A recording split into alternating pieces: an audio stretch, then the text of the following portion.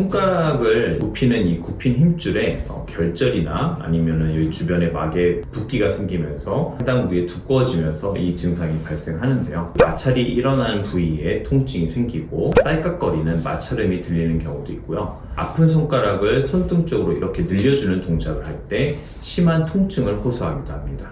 오히려 이때 제때 치료를 받지 않고 방치할 경우에 이 힘줄이 더욱 손상이 될 수 있기 때문에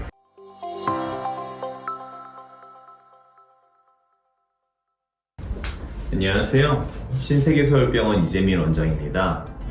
요즘 길을 돌아다니면서 사람들을 보면요, 스마트폰 보는데 집중하고 있는 모습을 흔히 보고 계실 텐데요. 현대인의 필수품으로 불리는 그 스마트폰이나 아니면 컴퓨터 같은 IT 기기는 생활에 편리함을 주기도 하지만 우리 신체에 통증 유발하는 신체 질환의 원인이 될 수도 있어서 주의가 필요합니다. 우리의 손은 하루 종일 쉬지 않고 바쁘게 움직이는 신체 부위 중에 하나인데요.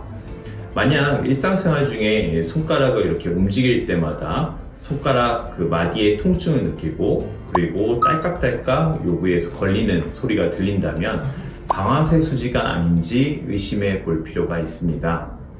오늘은 이 손가락을 움직일 때 딱딱 소리가 나는 질환인 방아쇠 수지 증후군에 대해서 말씀드리겠습니다. 손가락을 이제 과도하게 많이 구부리게 되면요, 손가락을 구부리는 이 굽히는 힘줄이 있습니다. 이 힘줄을 감싸고 있는 막이 붓거나 아니면 이게 두꺼워지면서 결절을 형성해서 발생하는 질환입니다.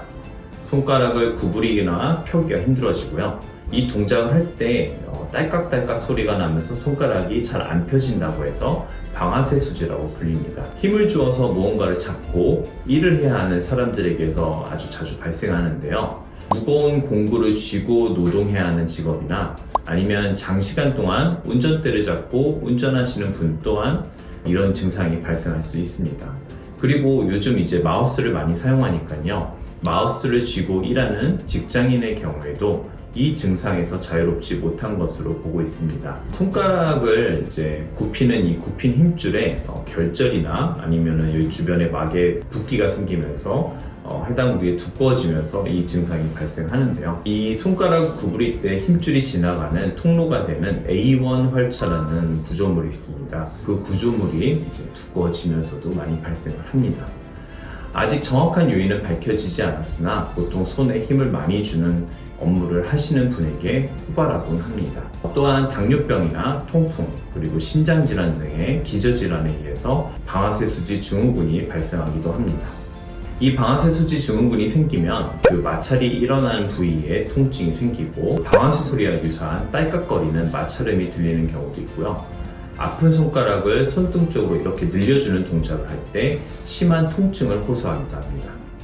그리고 아픈 손가락의 손바닥 부위에 아통을 느끼고요. 이 부위에 결절이 느껴지는 경우도 있습니다. 방아쇠 수지는 초기에는 증상이 나타나다가 다시 이제 좋아지는 경우가 있어서 왔다 갔다 증상이 하니까 그대로 방치하는 분도 많이 계신데요.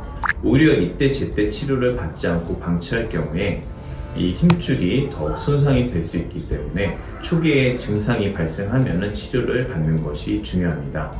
증상이 심하지 않는 초기에는요, 병원에서 물리치료나 스테로이드 주사 치료를 진행해서 통증을 완화시킬 수가 있는데요.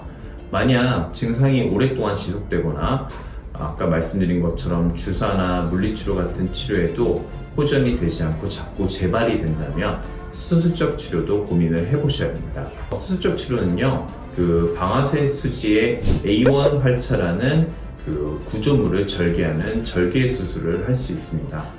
수술 시간이 굉장히 짧습니다. 한 5분 정도로 비교적 간단하고요.